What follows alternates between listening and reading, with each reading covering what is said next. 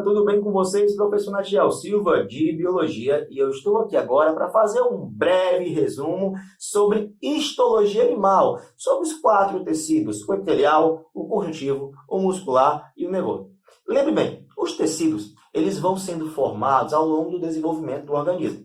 Nós temos os tecidos embrionários, que vão dar origem aos tecidos adultos, epitelial, conjuntivo, muscular e o nervoso.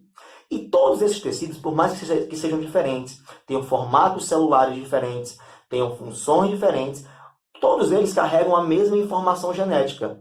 Contudo, o que vai mudar de um para outro é quais genes vão estar ativos, quais genes vão estar inativos. E a esse processo de diferenciação celular, nós teremos então a definição do tecido, da célula, da função que irá ser exercida.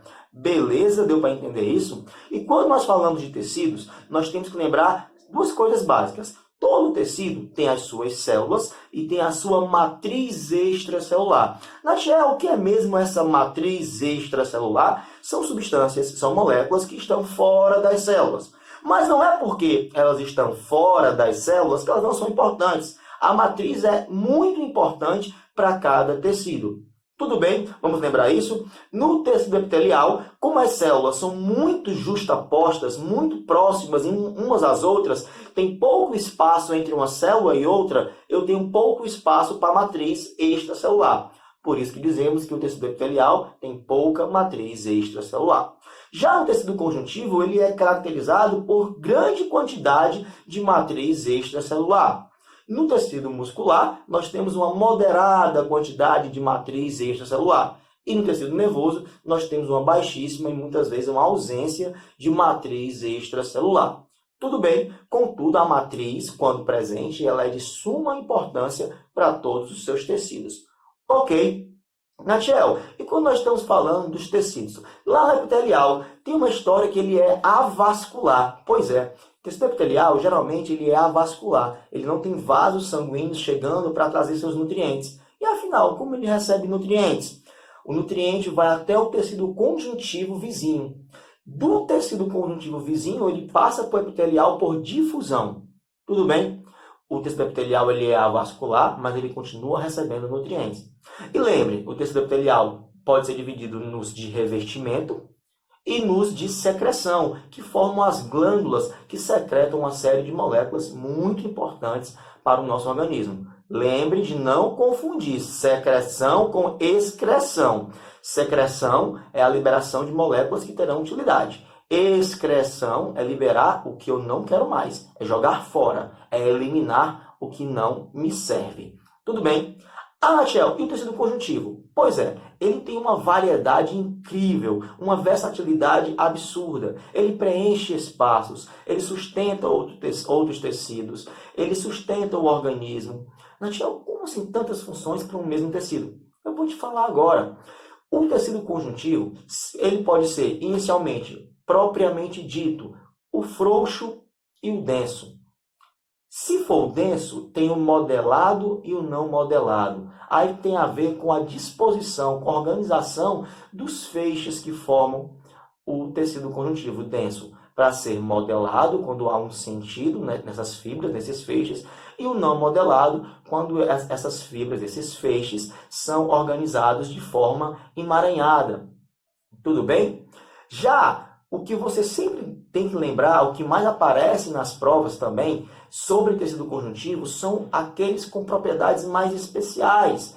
Quando nós falamos de tecido conjuntivo cartilaginoso, ou tecido conjuntivo ósseo, ou tecido conjuntivo hematopoético, que dá origem aos elementos do sangue, sim, nós temos que lembrar todos esses tipos de tecido conjuntivo. Lembre que o tecido conjuntivo do tipo ósseo, ele tem dois tipos de matriz. A orgânica, geralmente representada pelo colágeno, e a inorgânica, geralmente representada pelo cálcio, pelo fosfato, ou seja, uma garante uma certa elasticidade, e a inorgânica, a rigidez, a resistência do tecido ósseo.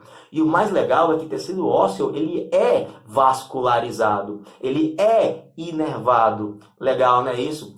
Também temos que lembrar do tecido hematopoético quando nós falamos nos tipos de células sanguíneas, que você jamais deverá esquecer.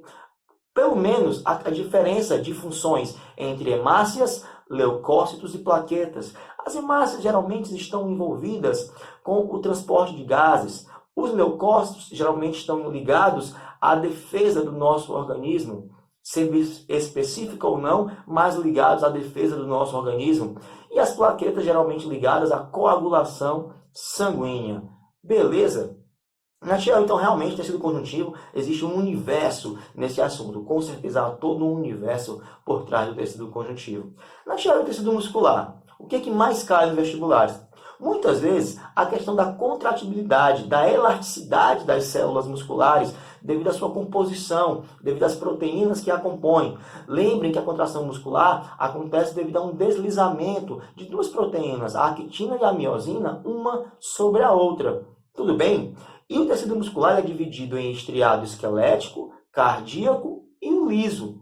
Estriado esquelético tem movimentos voluntários que nós conseguimos controlar, como os músculos da perna, do braço, do pescoço, e tem movimentos fortes, vigorosos. O estriado cardíaco, no caso do coração, também tem movimentos fortes, vigorosos, porém involuntário. Nós não precisamos ficar tentando contrair nosso coração o dia inteiro. Ele contrai involuntariamente. E o tecido liso, que tem movimentos involuntários e, diferente dos outros dois, são movimentos mais lentos, mais fracos, menos vigorosos, como aqueles que conduzem o bolo alimentar ao longo do nosso aparelho digestivo, por exemplo. Tudo bem? Então temos que lembrar os 3 tipos de tecido muscular, essa divisão. E por fim, o tecido nervoso, geralmente bem representado pelos neurônios, células com uma alta especialização para a condução de impulsos nervosos. Lembre que o impulso nervoso é um potencial eletroquímico, além de elétrico, também envolve cargas dos íons sódio e potássio, por isso falamos em um potencial eletroquímico. Lembre que o tecido nervoso, ele, além dos neurônios, também tem um outro tipo de célula, que são as células da glia.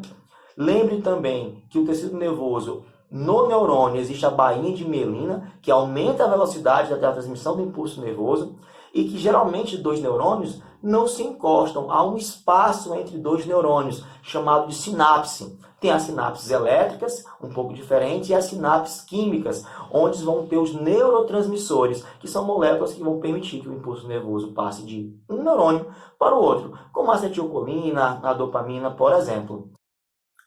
Lembre, nem sempre todo neurônio está conduzindo o impulso nervoso a todo instante. O neurônio ele pode se encontrar em repouso. Se o impulso for ativado corretamente, o impulso nervoso vai acontecer. Então, o neurônio sai do repouso, ele é despolarizado. O impulso é conduzido e o neurônio depois é repolarizado. Volta ao estado inicial. Então, são 3 fases. Repouso, despolarização, repolarização. Beleza? Nunca esqueçam isso. Espero que vocês tenham gostado desse resumo. A gente fica por aqui. Tchau!